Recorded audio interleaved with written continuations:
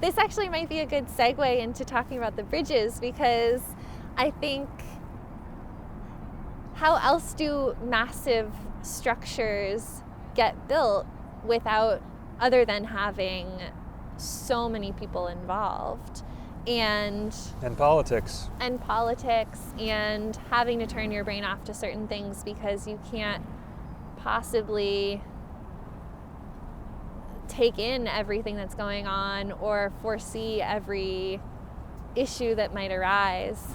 And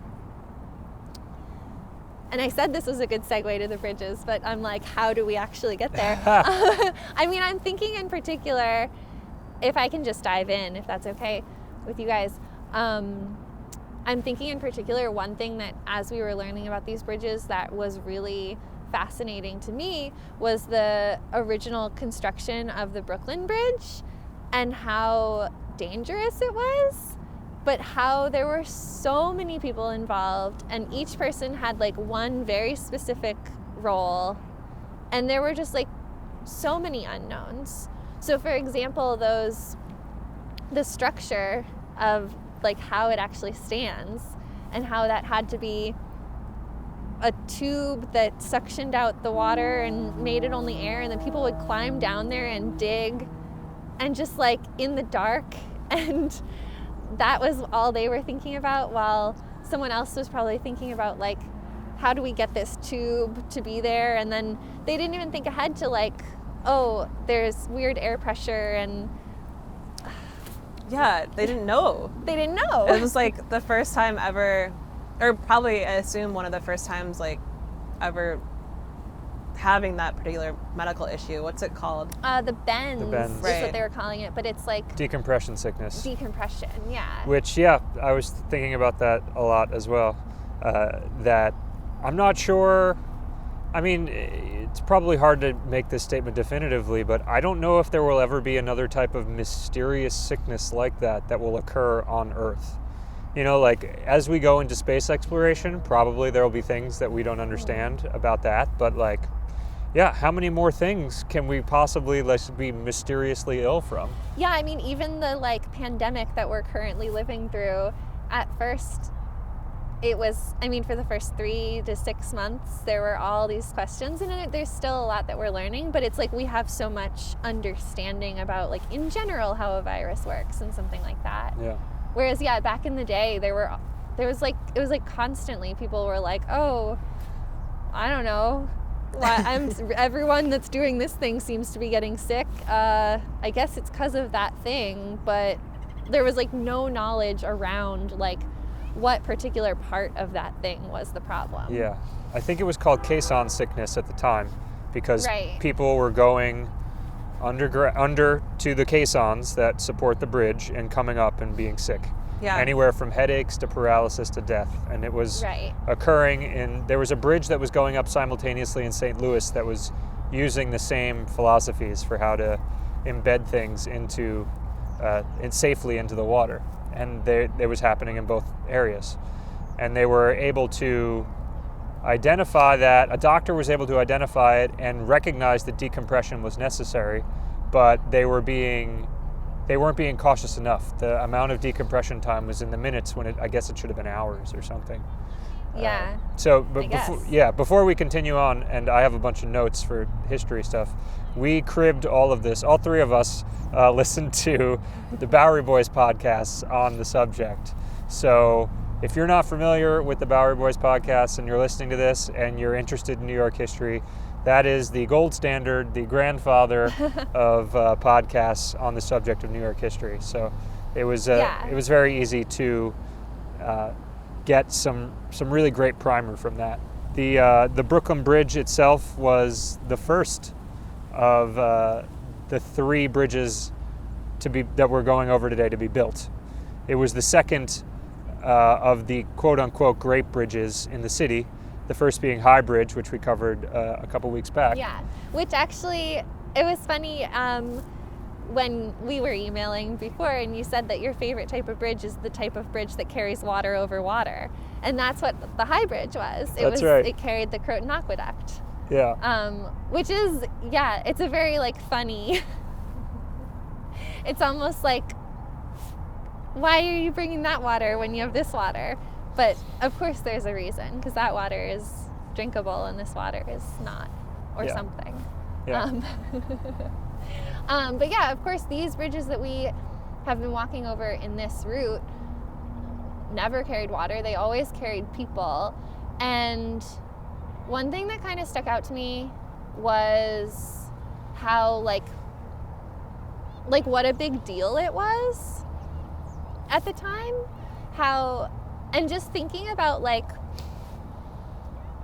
how many times I've walked over these bridges and just taken them for granted. Like, I've never worried about them collapsing, even though I am afraid of heights and I am actually kind of afraid of bridges in general, but I know that's like a silly fear. I've never been worried about them actually collapsing. I've never thought like, oh, I'm so grateful that this bridge is here so I don't have to take a ferry. Like, it just is what it is. And thinking about like what the city was at the time, it's just such a like different experience now. And like what an undertaking it was to be. I just have like a whole new appreciation for the Brooklyn Bridge in particular. I think that this was like such a large span to cross. It was all this new engineering. It like changed the whole dynamic of the city. It's potentially like combined the boroughs into one city. And now it just is like where people go to take some like cute pictures. Right. Yeah. It's crazy how much like, when you think about like the points that they choose for connection, and then I'm sure if you looked at like a map of the city of New York and how it changed over time, like especially right after the bridges were connected, I think that would be a really like interesting study, because it would reveal a lot of things that like are the way they are without the bridges would have never happened. Like for me, that's more clear in a city like Detroit, just because I'm more familiar with it. Just seeing like the overlay of all like the infrastructural grids over time, and how much that's like created divisions and so forth in certain neighborhoods. Like obviously a neighborhood that is really close to a bridge access point is going to do really well, because you're benefiting from like all of like the travel and so forth that happens. And obviously you're benefiting from like the direct connection. And I think that's super interesting to think about in New York, because I know that is also like a parallel conversation with the subway and so forth, and like where money goes and for development in general for these like big infrastructural projects in the city. And yeah, it was interesting for me to hear in the podcast that even like the Bowery Boys podcast on the Brooklyn Bridge, that even like at that time there were very like particular power dynamics that had to exist in order to build something that's massive. So that was kind of yeah. Well, I mean, they talked about it being an ambition for a number of years, but it being held up by the ferry interests, which were very powerful at the time, even though ferries don't necessarily seem like a powerful thing, you know, in contemporary time. And what was ironic, and I don't want to jump too far ahead, but when they get to the Manhattan Bridge, there were some design ideas for that didn't involve coil wire, and they were upheld or they were delayed by Roebling's wire company. So it really just goes to show like whoever's on bottom could be on top and on bottom at any given era in history, you know. Once you become the standard, there's a lot of power, a lot of responsibility that's involved as a consequence, you know. But the Brooklyn Bridge itself, I'll just read off some facts because I find them interesting. Okay. It went through the Roebling family, which I think is important to note. It was father, son, and then wife of son, starting with John Roebling, who I really liked. I want to read more about the fact that he built a utopian community for a while. I don't know if you know anything about that. I don't. But I know I didn't look into it, but yeah, it was in Pennsylvania, right? In like, was it Shanksville or something? I don't know if that was the name of the utopian community. But... Oh no, I think it was near like a town called. Oh, okay, yeah. Anyway, yeah, it sounds great. I'm very interested in that. Yeah, and he was the inventor of the steel wire that came to be the underpinning for many years worth of bridges, decades worth of bridges, and he came up with the plans, and they were approved after many years of politicking and around it, and then just before they were about to start, his foot was crushed by a ferry or rather the ferry had knocked over something that landed on his foot. He contracted gangrene as a consequence. Even though they amputated it, it did not succeed. And his son, Washington Roebling, was the one that stepped in. Well, yeah, because he died. Yeah. Like he died a month later, which even that, like, I can't understand how that would happen. Like if I think about being the designer for a bridge and like I'm standing here and then something falls on me and I die a month later, like that is just so incomprehensible in like today's Right. It tells world. you how different it is today in terms of just like the medical knowledge and capabilities. Yeah. And seemingly inauspicious for a project, you know, that would almost seem like it might drag the momentum out of it right away, but instead it persisted, you know? Yeah. And so Washington took over, and he suffered from decompression sickness. He ended up getting the bends as well, as a consequence of supervising what was going on during the construction of the Caissons, particularly the Manhattan Caisson. Mm-hmm. And to, I guess, take half a step back as far as what Caissons are, and I'm now doing a copy of a copy as far as explaining these things, but the analogy used is basically imagining taking a glass of water in a full sink and then putting the glass down directly into the water, and how there's then a pocket of air that is there. And the idea is that they can operate in the construction of this by, I think, is it removing the sediment or adding things to it? No, in it's order like to digging so that it'll fall. Yeah, it slowly down. falls lower and lower until it's in the position they want. Yeah. Which, like, now I'm sure we must just have some kind of machine that does would, that. like, do some sort of, like, clunk, clunk, clunk, or, Yeah. like, something like that. Yeah. Yeah. And so, go on. Imagining them taking that caisson and trying to sink it from the boat in the right place, because it was just like one piece. It wasn't constructed, like they constructed it off-site and then transported it. Right. Yeah. Is like, I want to see like a film of that. I know. Just like imagine this like kind of clown show of them trying to get it in there. Yeah. Yeah, I'm sure there must have been some kind of, like, crazy pulley system or... Right? I didn't read anything about actually how that happened, but I would assume, just like a lot of men probably like struggling. Yeah.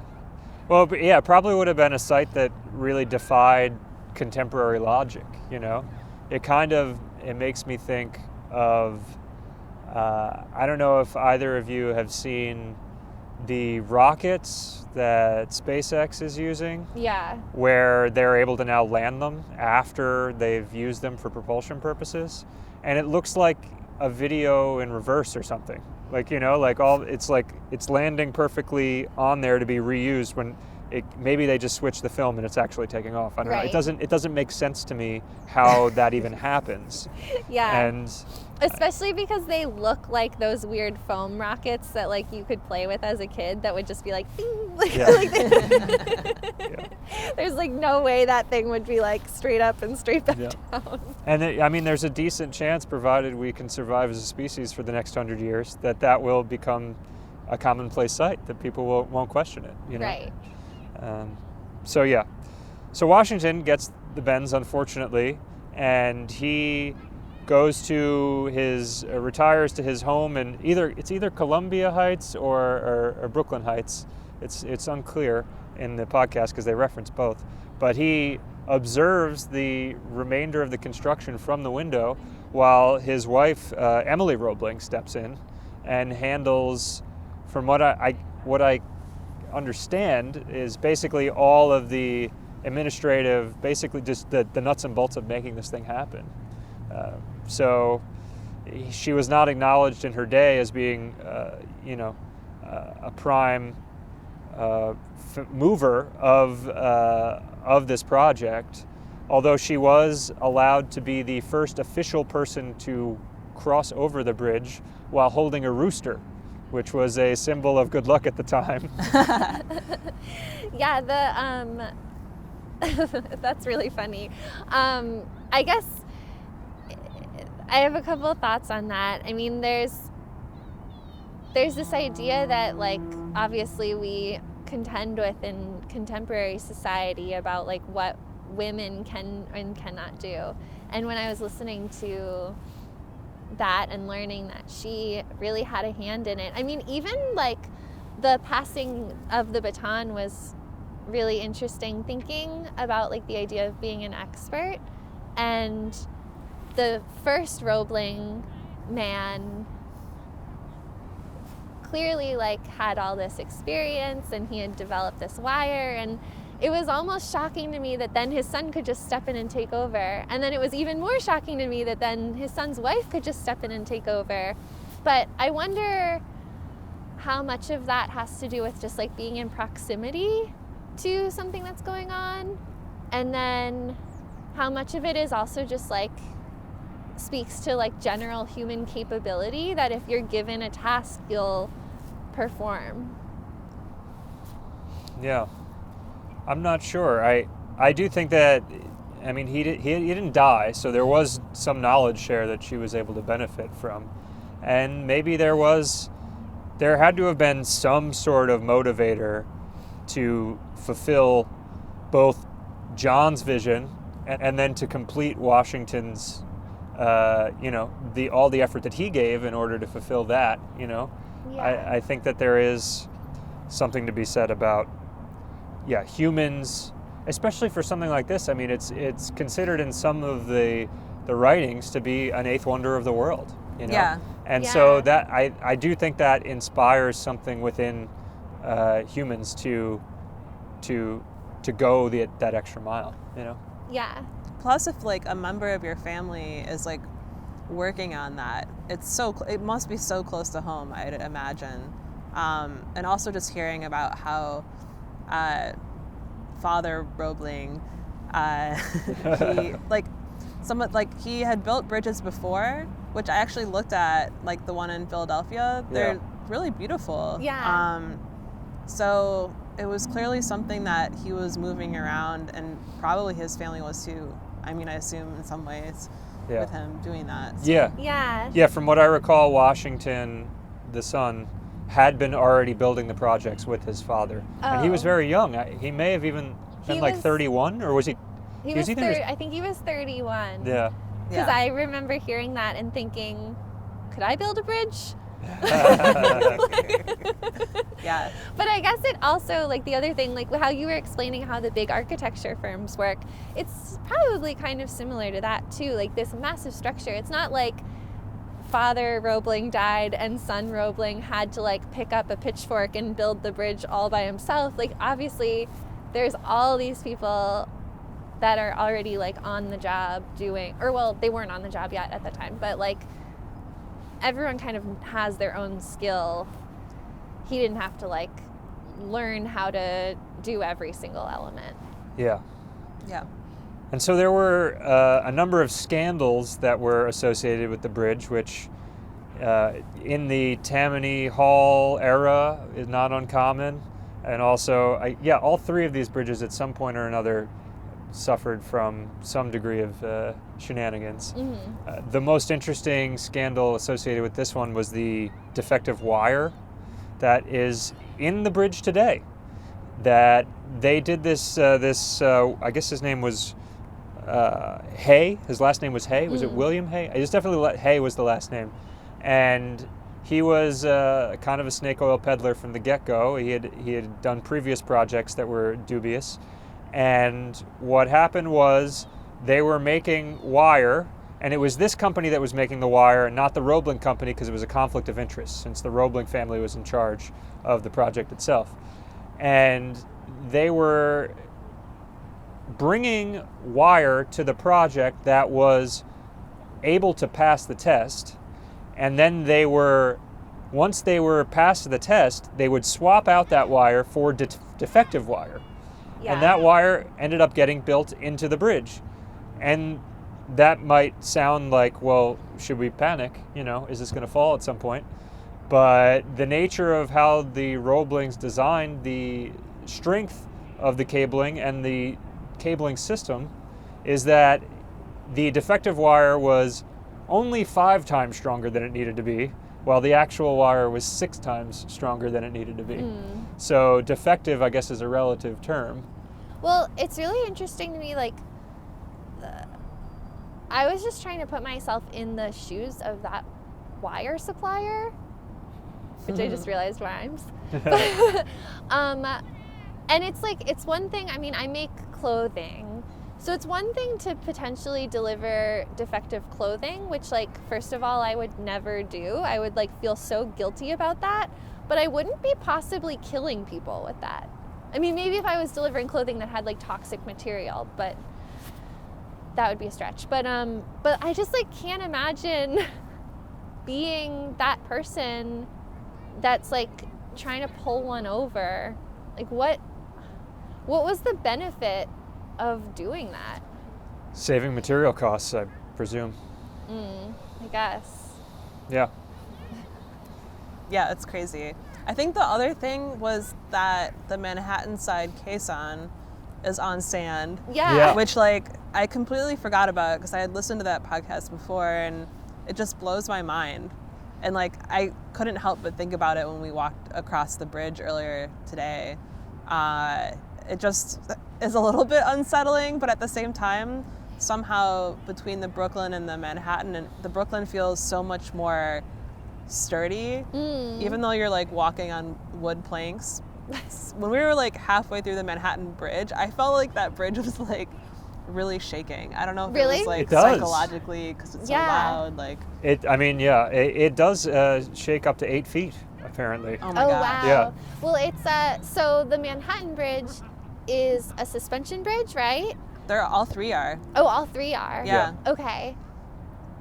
I didn't And realize that either until I looked it up yesterday. It's interesting. They're all bridges. It has been really fascinating learning what the different types are and what that means. But I guess with the suspension bridge, there is some give. And I guess in building buildings that has to happen too. With especially the taller they get or the bigger they get, you don't want it to be so tight that it just then it'll crack. Yeah. But you also don't want it to be so loose because then it might completely just wave away. Yeah. That's actually a thing in super tall buildings. People who work in them, they're often office towers most of the time. Yeah. And you can get sick from just being on a really tall floor. Whoa. That's crazy. Yeah. I wonder if there was an office put on the center of the Manhattan Bridge, if the same thing would happen. I would want that You to would be be- my office because it looks at the Brooklyn Bridge. That's funny. That's Because a good point. I forgot, also, since I don't usually walk on the Manhattan Bridge because it's not a great experience, Right. Yeah.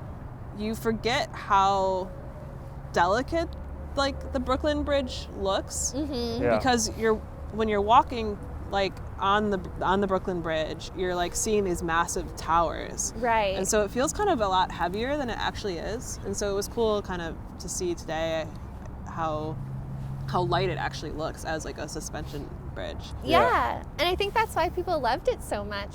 Such a big part of it was the aesthetic portion, right? And even when we were walking across it today, I don't know, there's these circular, did you guys notice those? The circular things that are just on the wire, like on the suspension wire, in maybe 4 different places, there's these like lines that make a circle.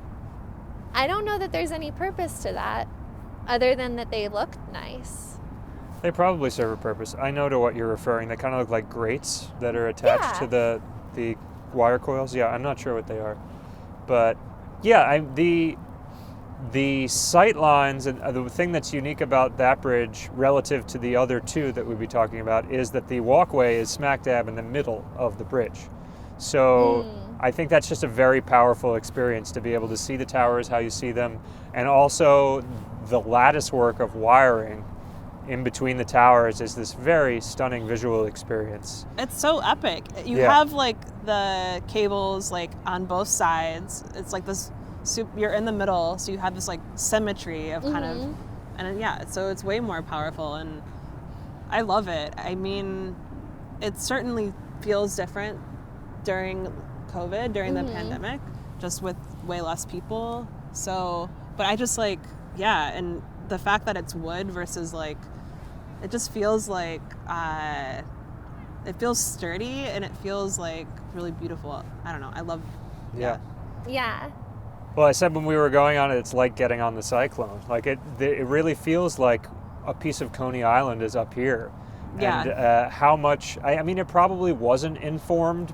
You know, Brooklyn Bridge probably did not inform Coney Island's construction, but maybe it did. I don't know. You know, just the fact that there is that somehow a connection in those two areas, and how I almost do associate Brooklyn, aside from like the oxidized metal, but also that wood plank nature too is something that feels really appropriate.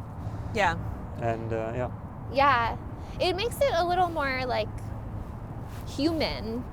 Like, I mean, I hate the term handmade in general because it's like everything's handmade, but it like feels a little more connected to, it feels like something that maybe you could be part of, as opposed to the steel heaviness that like only really skillful laborers would know how to work with. Like, I know how to hammer a nail into wood. Like, maybe I could have nailed one of these planks down or something. It like gives you something to relate to.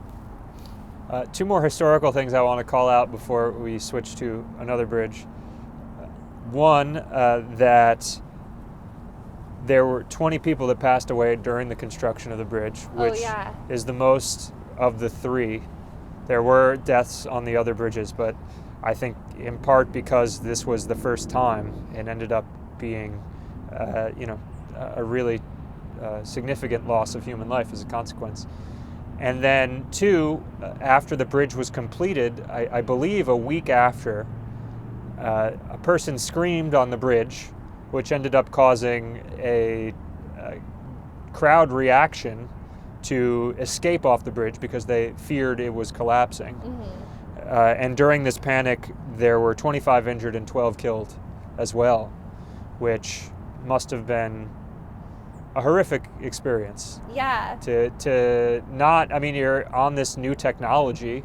It's funny to think of it as that, but to not know if you could fall or not, and then to be caught up, even if you thought maybe, that's preposterous, it was just one person screaming. Yeah. To be caught up in this swell of people must have been terrifying. I also wonder what happened to that one person that screamed. I mean, maybe they genuinely thought the bridge was going to collapse, in their minds. Oh, I mean afterwards. Like, were they like punished, or did they just punish themselves with the guilt of having caused a mass panic and like 12 people dying? And yeah, who knows? I don't know if you would be punished today for something. I guess it would depend on the circumstance. It's like screaming fire in a movie theater. It relates to me in that way. It's like creating panic when there's nothing to panic about. Yeah. But back then it was like maybe you thought there was something to panic about. Yeah. So the final historical footnote that I want to put on it, following this panic, they wanted to restore confidence in the integrity of the bridge, and as a consequence they called in P.T. Barnum, who was the ultimate showman at this time and age in New York City and maybe America in general. and he had a team of 21 elephants march across the bridge in order to prove the structural integrity, Right. which I don't know how that's more than a bunch of people, but I guess it's just kind of a, another act. Yeah. That feels like very Coney Island too. Yeah. Like Yeah. that era Yeah. and stuff. 'Cause Yeah. I think there was like a giant elephant at Coney Island at one point, similar to the one in New Jersey. Oh, Yeah. there was? Yeah, I think it might have been one of the structures that burned. I don't know. Oh. Coney Island had this history of building these like crazy things. Yeah, there and are then, multiple like, fires. happening. Yeah. Oh, weird. Yeah, it's probably another podcast, but I think we Yeah. watched it together. Maybe we didn't. don't remember. There's the like New York Life channel or something, one of the free channels you get, goes over. There were like either 3 or 4 different amusement parks there. We all remember, the guy with the crazy face that's on the Coney Yeah. Island Brewery, but like that was just one of multiples, and yeah, there were a lot of fires because light bulbs were all the rage back then. So this idea of like, I just love this idea of people being nervous about something and like the government coming together and being like, how we're gonna restore faith? We're gonna bring in a bunch of elephants. We're gonna march them across.